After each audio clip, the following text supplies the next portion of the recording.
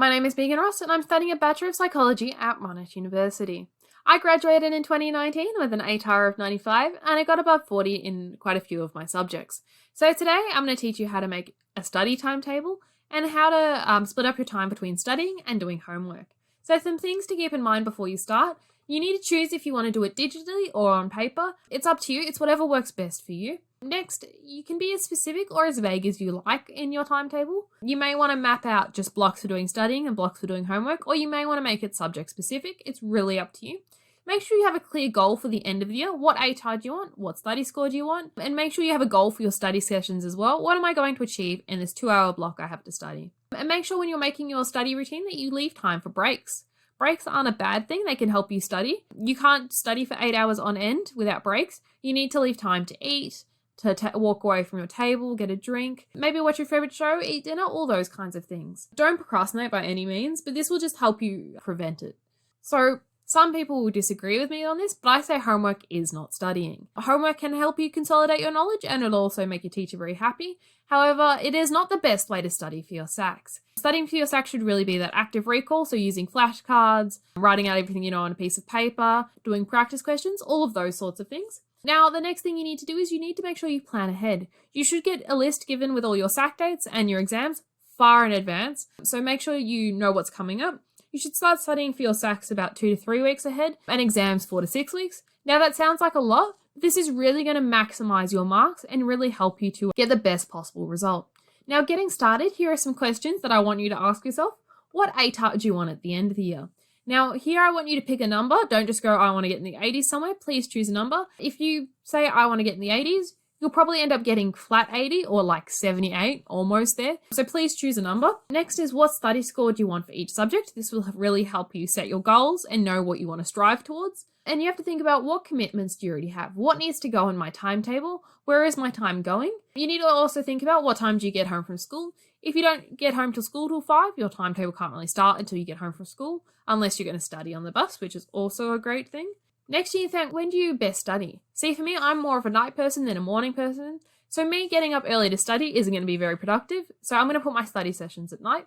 Now, here I am. I'm going to answer these questions with how I would have answered them when I was in year 12.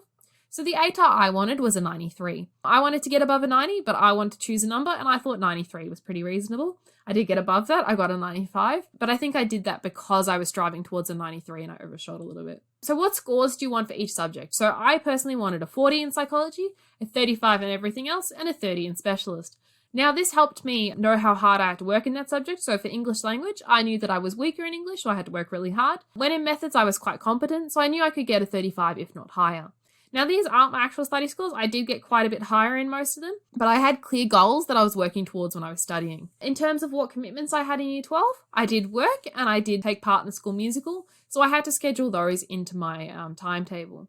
Now, what time do you get home from school? I was quite lucky that I lived pretty close to school, so I got home at 3:15 when school finished at 3:05. But if you don't get home from 5 and you're spending 2 hours on the bus, maybe you should utilize that time.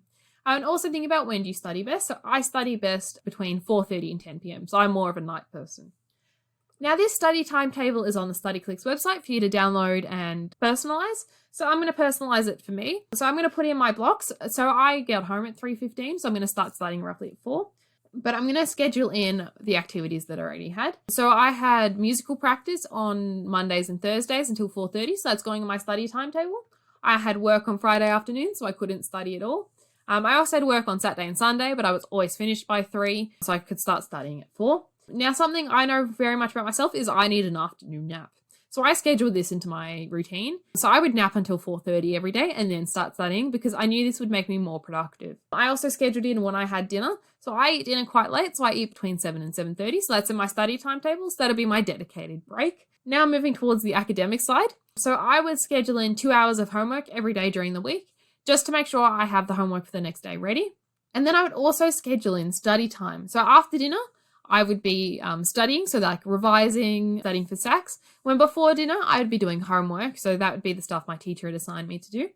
So looking at on Saturday, I would switch it up. So I'd do study first and then do a little bit more study after dinner, just finishing up anything I didn't finish prior. And then I would do my homework before I went to bed.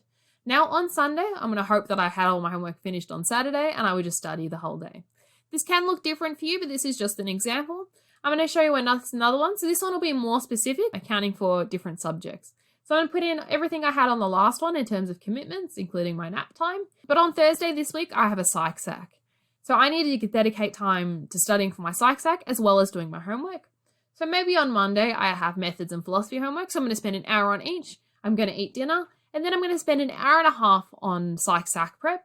And then I'm going to spend an hour on English study because I've got an English sack next week or something. And then on Tuesday, maybe I have psych homework and specialist maths homework. I'm going to have dinner and then do another hour and a half sack prep. And then I'm going to do some philosophy study. So maybe I have a philosophy sack coming up, or I just want to make sure I understand the terms as well. Now, Wednesday, the day before the sack, maybe I have English homework and methods homework. I'm going to eat dinner. I'm only going to spend half an hour on psych sack prep because it is really the day before. If I don't know it now, I'm unlikely to know it tomorrow. So I'm just going to do a quick revision to help me feel a bit better. And then I'm going to go back to some other study. So then I'm going to do my specialist math study. And then I'm going to leave that last block empty because I'm going to go to bed earlier because I have a sack the next day. Now, the weekend ones I've kind of left the same just because maybe I don't know what homework I'm going to have on the weekend or what I'll have left because I didn't study on Thursday because I had the sack. But these are some examples. Feel free to customize it as much as you want. You don't have to stick to what I've done. Make it personalized for you.